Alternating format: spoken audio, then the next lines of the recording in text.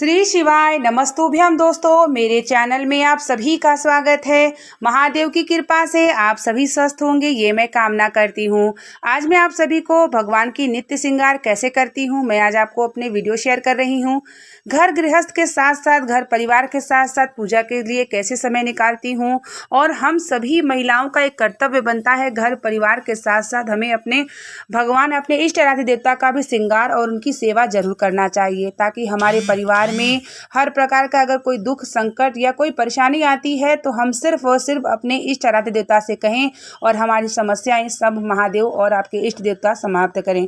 तो हमारे जो घर के मंदिर होती है, हम सभी देवी देवताओं के लिए भोग के लिए अलग जो है पात्र रखती हूँ।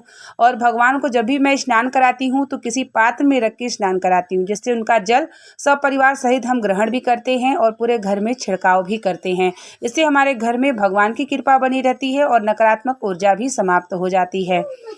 घर परिवार हर एक काम हम माताओं महिलाओं के साथ ज़रूर होता है, लेकिन हम अगर एक नियम बना के चलते हैं तो हमारा कार्य हर एक समय पर ज़रूर होता है। और हमारा एक कार्य भगवान की पूजा और उनका श्रृंगार, उनकी नित्य सेवा में भी ज़रूर शामिल करना चाहिए। यहाँ हम लड्डू गोपाल को गर्म दूध गाय का हल्का सा पिला रही हूँ स्नान से पहले। उसके बाद मैं स्नान के बाद उन्हें फिर भोग लगाती हूँ। तो जब भी मैं बात करूं घर परिवार के बच्चों के साथ साथ उनको नाश्ता देना, घर का खाना पीना, सफाई करने के साथ साथ मैं भगवान की सेवा में लगी रहती हूं, क्योंकि उनकी सेवा में मेरा जीवन जो है ना वह सार्थक होता है। क्योंकि जाने अनजाने हमसे बहुत सारे पाप होते हैं और मनुष्य तन है तो पाप होता ही है। लेकिन अगर हम दिन भर में अपने भगवान की सेवा और अपना जीवन उनको समर्पित करके चलते हैं तो हमारा जीवन और भी आसान हो जाता है और हमारे पाप भी न जाने समाप्त भी हो जाते हैं। तो यहाँ मैं इस तरीके से पात्र में रख के शिवलिंग को स्नान कराती हूँ। ये शिवलिंग मेरे पास 2 है, जैसे कि मैंने आपको पहले भी बताया वीडियो में कि ये शिवलिंग जो है मुझे शिव मंदिर में प्राप्त हुआ, जो है पुजारी जी ने मुझे अपने हाथों से दिया है। तो इस शिवलिंग में भगवान शिव की कृपा ही मानती हूँ।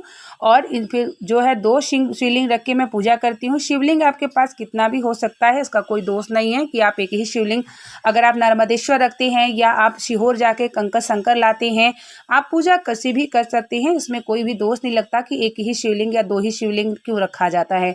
तो यहाँ पे स्नान करने के बाद मैं शिवलिंग पर बेलपत्र समर्पित कर देती हूँ, इत्र लगाती हूँ, चंदन लगाती हूँ, अक्षत करती हूँ।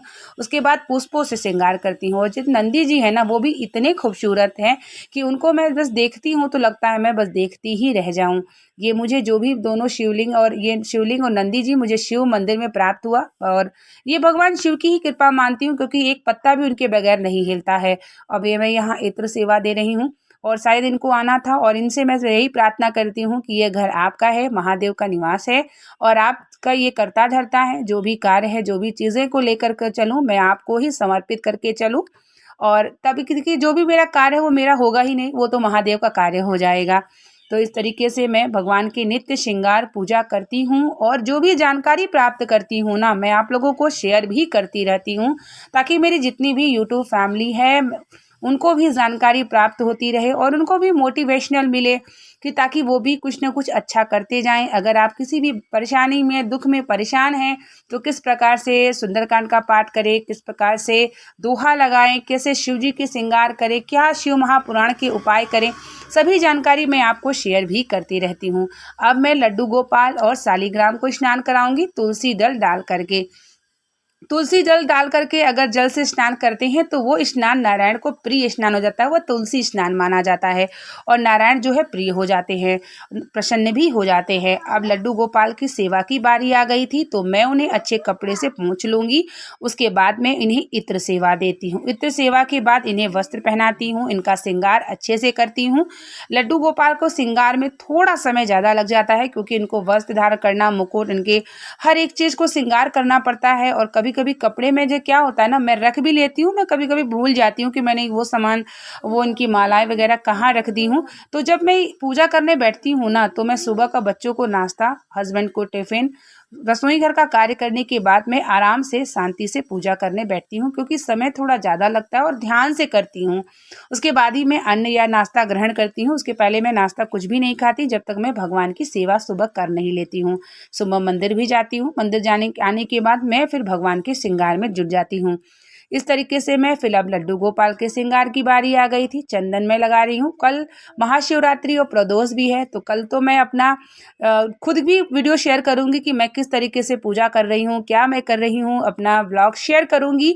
और आप लोग चैनल पे बने रहिएगा तो आप लोगों को भी देख के अच्छा लगेगा। और जब भी आपको वीडियो अच्छी लगती है ना, तो प्लीज़ लाइक और कमेंट जरूर किया करिए। कुछ ना कुछ तो हर हर महादेव का नारा लगाया किया करिए, क्योंकि भगवान का नाम लेना ही हमारे जीवन को सार्थक बना देता है। मैं कोई भी कार्य करती हूँ तो श्री शिवाय नमस्तुभ्यम करके करती हूँ, जिससे वो कार्य भी हमारा सफल हो। तो इस तरीके से लड्डू गोपाल को भोग लग चुका है केले का। बृहस्पतिवार का दिन है तो केले का भोग जरूर लगाना चाहिए, या चने गुड़ का भी आप भोग लगा सकते हैं। और यहाँ मैं सभी देवी देवताओं को आचमनी करके तो है पीला टीका और सबको पुष्प वगैरह श्रृंगार कर, सबको तो मैं स्नान नहीं करा पाती हूँ, लेकिन सबको आचमनी करा देती हूँ। और जिन भी देवी देवताओं को स्नान कराती हूँ उनका जल जो है मैं पूरे घर में छिड़काव करती हूँ और किसी वृक्ष के नीचे डाल देती हूँ।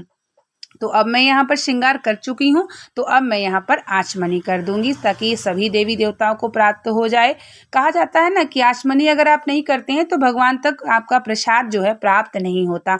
और शिव जी को जब भोग लगाते हैं तो एक बेलपत्र आप जरूर रख दिया करिए, क्योंकि शिव जी जो है ना वो अकेले कोई भी चीज़ ग्रहण नहीं करते, वो सभी देवी देवताओं को साथ ही अपने आप को ग्रहण करते हैं। तो बेलपत्र कर देते हैं तो श्रेष्ठ हो जाता है। तो अब मेरी बाती आ गई थी गाय के घी का दीपक जलाने का, तो धूप बत्ती मैं दिखा लूंगी।